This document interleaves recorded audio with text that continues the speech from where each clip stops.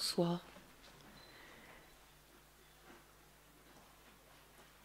Ce fragnol dont Dominique vous a parlé, c'est pour ceux qui n'ont pas lu le livre, c'est la voix d'un personnage très fortement inspiré de ma mère, qui est arrivée en France en 1939 et qui ignorait absolument tout de la France, du français, de sa géographie, de son histoire, de ses mœurs, et qui a donc fabriqué une langue mesclée, comme elle aurait dit, une langue mixte, une langue qui était le résultat du carambolage entre son espagnol de naissance et la langue qu'elle découvrait, que j'ai appelée le fragnol, que nous appelions, mes sœurs et moi, le fragnol. Avant de vous dire comment le projet d'écrire le fragnol s'inscrit dans un projet littéraire et politique indissociablement, je vais vous donner un avant-goût du fragnol en vous citant un exemple que j'ai beaucoup cité, mais que j'aime infiniment, et donc je m'autorise à le redire. Ma mère, à la fin de sa vie, devient croyante. Croire, en espagnol, se dit creer, creer. Et le mot qui lui semble le plus proche de creer, ça n'est pas croyant, qui est un terme éloigné pour elle de son creer espagnol, c'est « Il faut que tu saches, ma chérie, que je suis devenue extrêmement crédule » sur le ton le plus universitaire qui soit, et je te prie d'en tenir compte. Tout ça pour vous dire la saveur, la malice de ce fragnol, et peut-être un autre exemple avant que je ne devienne absolument sérieuse. Ma mère, qui avait été anarchiste dans son adolescence, souhaitait que ses filles soient mariées. Marier, c'est casar, ser casadas.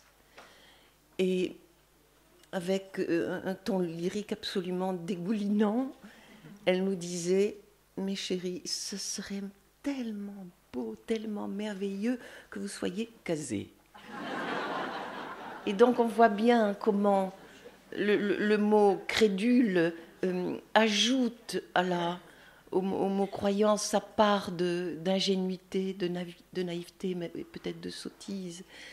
Comment donc le fragnol ouvre le sens, mais ça je le développerai plus tard, et comment inversement tu es casé, vous allez être casé, ajoute en péjoration au mariage. Ce fragnol n'est pas né avec ma mère. Il a des antécédents très très lointains, et parmi lesquels le macaronique, qui est un absolu équivalent du fragnol. Le macaronique, c'est donc une langue qui est imprimée pour la première fois en 1499 à Venise, écrite par un anonyme, qui écrit donc avec des mots du dialecte italien, auquel il ajoute une terminaison latine pour faire sérieux. C'est le macaronique. Et il va y avoir une floraison d'écrivains macaroniques en France, d'ailleurs, au Portugal, en Espagne, en Italie beaucoup, qui écrivent des textes à visée souvent satirique et burlesque, et dont l'immense Rabelais va s'inspirer.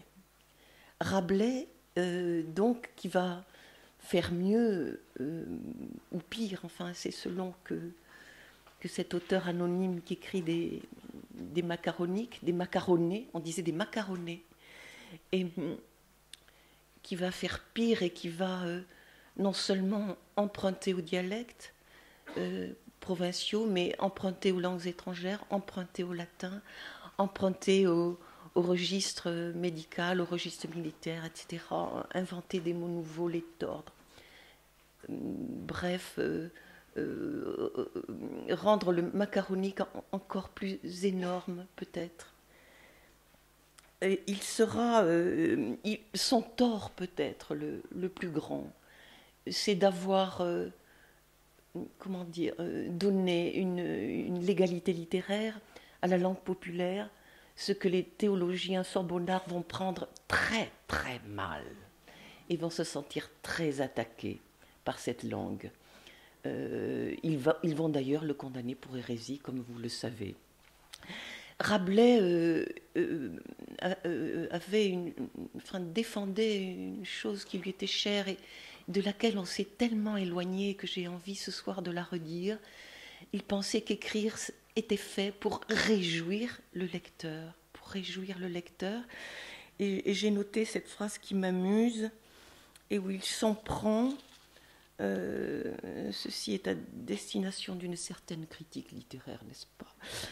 Qui s'en prend donc à ceux qui lisent, non pour passer joyeusement le temps, mais pour nuire méchamment à quelqu'un en articulant, monarticulant, torticulant, couilloticulant et diabliculant, et qui ressemble aux mendiants de village qui farfouillent dans la merde des petits-enfants pour y trouver des noyaux de cerises. Je trouvais ça absolument délicieux.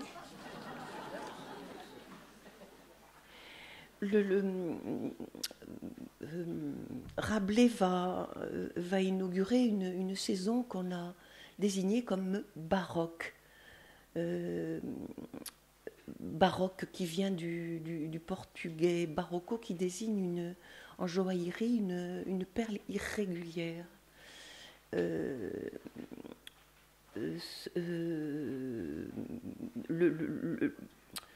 L'homme baroque, je bégayais beaucoup, hein, je suis assez intimidée par tout ce monde et j'ai peu l'habitude de parler devant tant de gens. L'homme baroque, c'est un homme bouleversé parce qu'il vit dans un monde qui vient de faire des découvertes géographiques, l'Amérique, puis les Indes, la Chine, qui, bouleversé par les découvertes scientifiques coperniciennes et galiléennes, donc un homme pour qui il n'y a plus un monde, la Terre autour duquel tout tourne, mais des mondes, pour lequel il n'y a pas une vérité, mais des vérités, pour lequel le monde est instable, précaire, mortel. L'homme baroque est obsédé du néant, de la mort, et on a interprété la profusion des formes qui couvrent par exemple les églises sévillanes, si vous les avez vues, par cette défense contre le néant, contre la mort.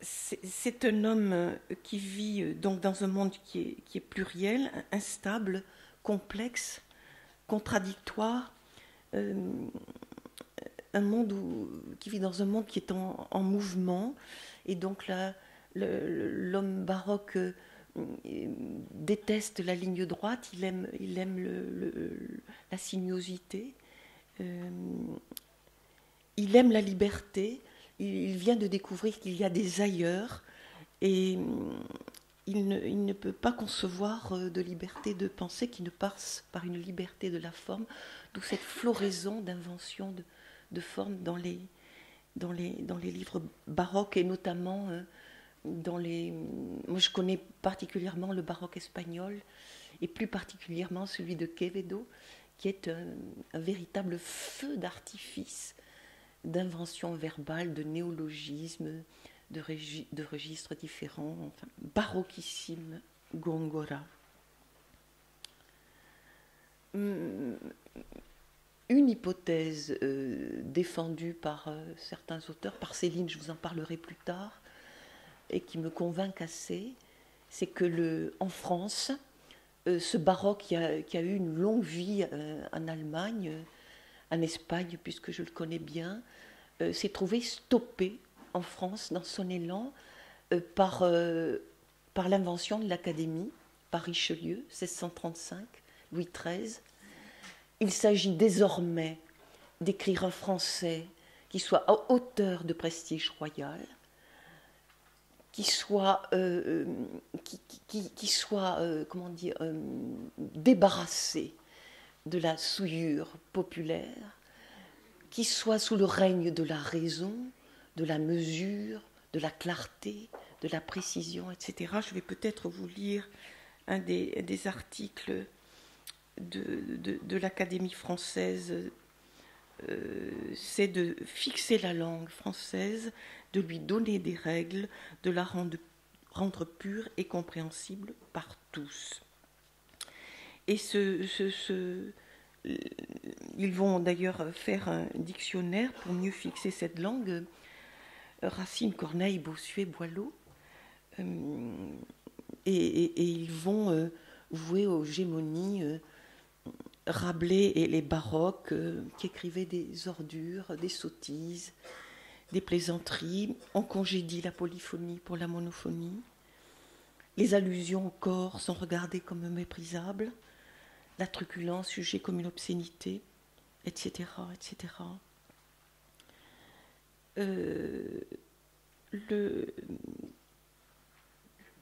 Comment dire, j'ai l'air sévère avec ce classicisme. Or, j'aime infiniment le classicisme et mon drame est que je l'aime autant que le baroque. Mais quand je parle du classicisme que j'aime, je ne parle pas du classicisme dégradé tel qu'il est devenu aujourd'hui, c'est-à-dire la langue du 20h, la langue propre, lisse, pure, rationnelle, etc., efficace. Je parle du classicisme de Pascal, du classicisme de La Fontaine, de Saint-Simon, et puisque Mathieu Riboulet est dans la salle, le classicisme de Mathieu Riboulet, qui est tout sauf une langue moyenne, qui est une langue extrême, la lyre tendue, disait Ponge à propos de Malherbe, l'élégance absolue, la rigueur, l'exactitude, la grande beauté, la grande fluidité de la langue classique, et chez Riboulet, d'autant plus savoureuse que, comme je le lui disais à midi, il dit des choses absolument malséantes et mal pensantes surtout. Je suis tombée un peu avant de venir sur ce texte de Céline. C'est un entretien qui donne au meilleur livre du mois et où on le fait parler de Rabelais. Alors il dit, en vérité, Rabelais, il a raté son coup. Il n'a pas réussi. Ce qu'il voulait faire, Rabelais, c'était une langue pour tout le monde. Il voulait démocratiser la langue, une vraie bataille. La Sorbonne, il était contre, les docteurs et tout ça, il était contre. Tout ce qui était reçu et établi, le roi, l'Église, le style, il était contre. Non, ce n'est pas lui qui a gagné. C'est Amyot qui était son contemporain, le traducteur de Plutarque. Il a eu dans les siècles qui suivirent beaucoup plus de succès que Rabelais. C'est sur lui, sur sa langue qu'on vit encore aujourd'hui. Rabelais avait voulu faire passer la langue parlée dans la langue écrite, échec. Tandis qu'Amyot, les gens maintenant veulent toujours et encore de l'Amyot, le style académique. Ça, c'est écrire de la merde. Du langage figé. Les colonnes d'un grand quotidien du matin qui se flattent d'avoir des rédacteurs qui écrivent bien en sont pleines. Ça donne un cloaque, à verbes bien filés, à phrases bien conduites, avec à la fin de l'article une petite astuce innocente, pas dangereuse, pas trop forte, pour ne pas effrayer le public. C'est ça l'échec de Rabelais, c'est ça l'héritage d'Amyot, de la vraie merde, je vous dis. Rabelais, oui, il poursuit, il a échoué, et Amyot a gagné. La postérité d'Amyot, c'est tous ces petits romans émasculés qui paraissent de nos jours dans les meilleures maisons d'édition, des milliers par an, mais des romans comme ça, moi, j'en fais un à l'heure. Or, on ne publie que cela. Où est la postérité de Rabelais, la vraie littérature, disparue? La raison en est claire, il faudrait comprendre une fois pour toutes que le français est une langue vulgaire depuis toujours. Seulement ça, on ne veut pas l'accepter et on continue de mépriser Rabelais Ah, c'est rabelaisien, dit-on parfois. Ça veut dire, attention, c'est pas délicat ce truc-là, ça manque de correction, etc., etc. Je pense que Rabelais, contrairement à ce qu'a dit Céline, n'a pas tout à fait raté son coup. En tout cas, je veux le croire. Je veux le croire. Je crois qu'il est encore possible de rendre, comme il le voulait, la langue, une langue qui, je ne sais plus terminer ma phrase, une langue qui réjouisse, une langue qui réjouisse, une langue vivante, vivante, inventive, qui sache inventer, qui sache jouer avec le sens des mots. J'avais noté cette phrase de Kafka qu'on cite souvent mais qu'on tronque, et je vous la redis en entier. Il écrit ça lorsqu'il a 21 ans. Il me semble qu'on ne devrait lire que des livres qui mordent et qui piquent. Si le livre que nous lisons ne nous réveille pas d'un bon coup de poing sur le crâne, à quoi bon le lire ? Un livre doit agir sur nous. Un livre doit être la hache qui brise en nous la mer gelée. On cite souvent cette phrase magnifique, magnifique de Kafka. Et cette autre phrase de Kafka aussi, qui dit qu'écrire, c'est bondir hors du rang des meurtriers. Si on considère que les meurtriers ne sont pas ceux qui sont armés de couteaux, mais ceux qui sont armés de stéréotypes, ceux qui sont dans le souci de normaliser, d'homogénéiser la langue, et qui ont peur d'elle lorsqu'elle invente, lorsqu'elle s'ouvre, lorsqu'elle se dépayse au sens littéral du mot. Je veux croire encore qu'on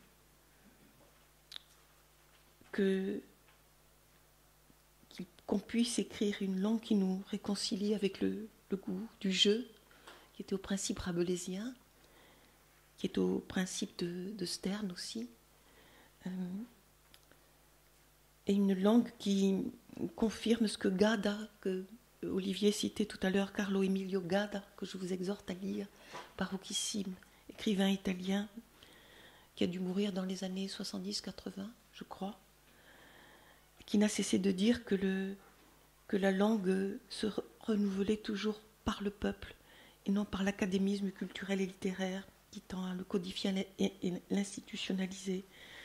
Je ne sais pas si c'est vrai. Ce que je constate en tout cas, c'est que la danse, par exemple, les